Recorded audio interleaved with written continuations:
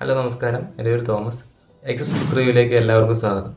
ഇന്ന് നമ്മൾ പറയാൻ പോകുന്നത് എം.ടി. വാസുദേവൻ എഴുതിയ രണ്ടാം ഊഴം എന്ന് പറയുന്ന ഈ നോവലിനെ പറ്റിയാണ്. എം.ടി. ഇന്ത്യയുടെ ഇതിഹാസമായിട്ടുള്ള മഹാഭാരതത്തെ ആസ്പദമാക്കിയിട്ടാണ് രണ്ടാം ഊഴം എന്ന് പറയുന്ന ഈ നോവൽ എഴുതിയിരിക്കുന്നത്.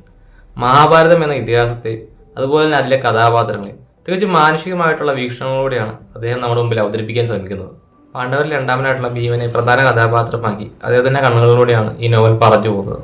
അതിശക്തൻ ലളിത ചിന്താഗതിക്കാരനുമായിട്ടുള്ള ഭീമൻ എന്ന മനുഷ്യന്റെ വികാരങ്ങളും ചിന്തകളും അതുപോലെ തന്നെ അദ്ദേഹത്തിന്റെ ജീവിതത്തിൽ നടക്കുന്ന സംഭവങ്ങളും കൊണ്ട് മഹാഭാരതം ഇതുവരെ കാണാത്തൊരു പെർസ്പെക്റ്റീവിൽ അവതരിപ്പിക്കുകയാണ് എം.ടി.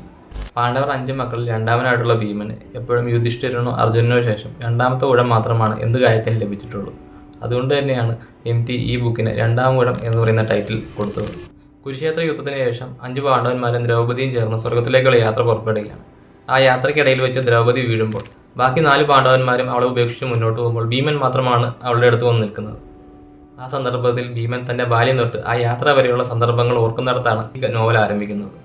ഈ നോവൽ ഭീമനിൽ മാത്രം ഒതുങ്ങുന്നതല്ല, ഓരോ കഥാപാത്രങ്ങൾക്കും വലിപ്പ ചെറുപ്പ ഭേദമന്യേ അവരവരുടേതായ വ്യക്തിത്വങ്ങൾ നൽകിയിട്ടാണ് എം.ടി. നമ്മുടെ മുമ്പിൽ അവതരിപ്പിക്കുന്നത്. അതുകൊണ്ട് തന്നെ നമുക്ക് അവരെ അടുത്തറിയാൻ ഈ നോവലിലൂടെ സാധിക്കും.